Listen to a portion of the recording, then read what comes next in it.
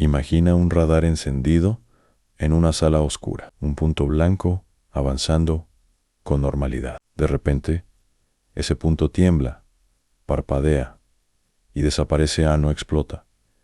No cae en odilla, sino simplemente deja de existir. Ahora imagina que, horas después, en ese mismo punto del océano, tiburones comienzan a reunirse, no para cazar, no para alimentarse, se mueven en círculos perfectos, sincronizados, como si algo bajo el agua siguiera emitiendo una llamada que solo ellos pueden escuchar. Esta historia no es rápida, es profunda, es oscura, y cuanto más avanzas, más claro queda que el avión no se perdió por accidente. Quédate hasta el final, porque cuando todo encaje, entenderás por qué este caso sigue siendo uno de los misterios más inquietantes jamás registrados. El Aurora 717 salió del aeropuerto antes del amanecer. No era un vuelo famoso, no transportaba celebridades, era exactamente el tipo de vuelo que pasa desapercibido. Y por eso nadie estaba preparado para lo que iba a suceder. El avión era nuevo,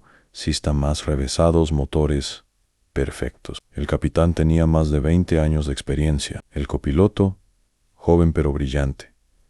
La tripulación estaba tranquila, demasiado tranquila. En la cabina de pasajeros, la vida seguía su ritmo normal. Una mujer ajustaba su cinturón mientras enviaba un último mensaje. Un hombre dormía con la cabeza apoyada en la ventanilla. Un niño miraba el ala iluminada por las luces del avión, imaginando que volaba sobre un mundo infinito. A las 2:10, el Aurora 717 alcanzó altitud de crucero.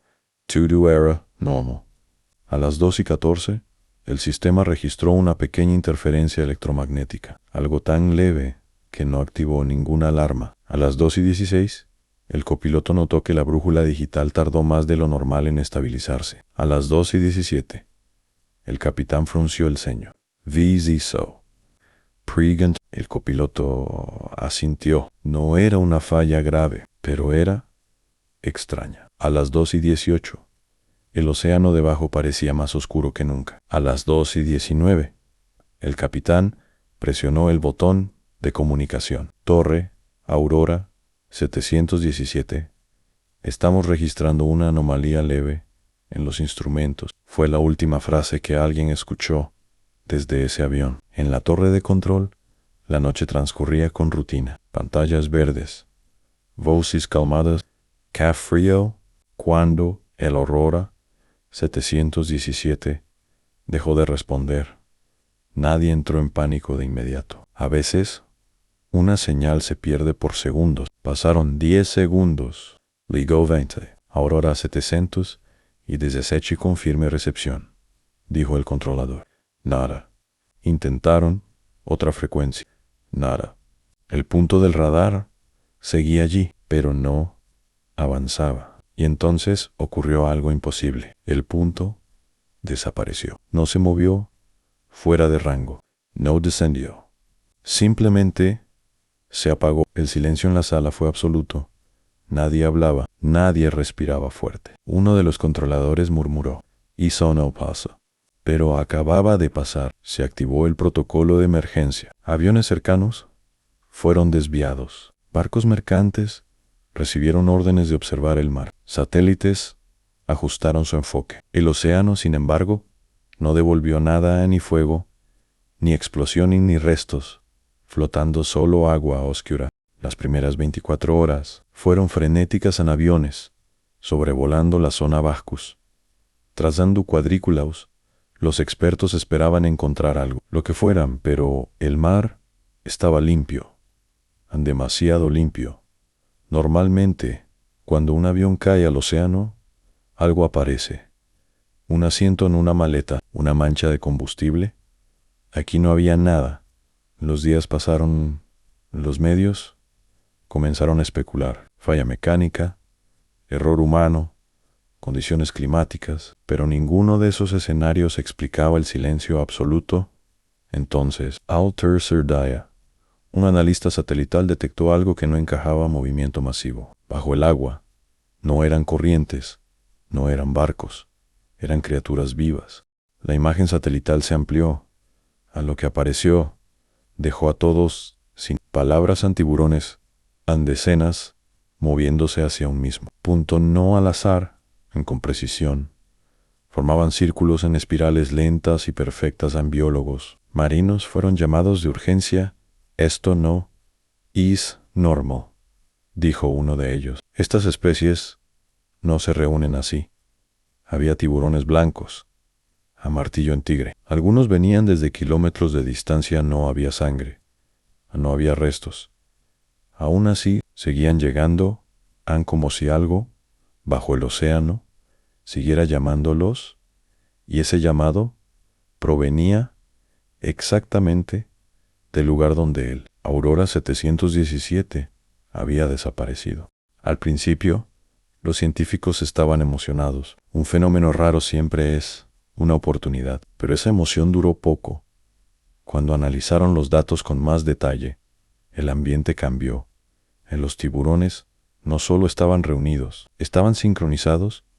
En sus movimientos no eran caóticos, no eran reacciones individuales. Todos giraban con la misma velocidad, cambiaban de dirección al mismo tiempo. Es como si siguieran una señal central, dijo una bióloga marina, con la voz más baja de lo normal, en algo constante, algo activo. A la palabra activo se repitió varias veces en la sala porque significaba una sola cosa, lo que sea que atrajo a los tiburones. No había terminado. Al cuarto día ocurrió lo imposible. Una boya oceánica automática, instalada años atrás para medir corrientes, registró una transmisión. No era ruido marino, no era interferencia, era un patrón, 3 pulsos cortos, uno largo, 3 cortos, en el silencio, llenó la sala. Eso no puede venir de un avión, dijo un técnico, está demasiado profundo. Pero el patrón se repitió, una y otra vez, siempre, desde el mismo punto, exactamente donde los tiburones seguían girando. Lo que ocurrió después no aparece en ningún informe oficial.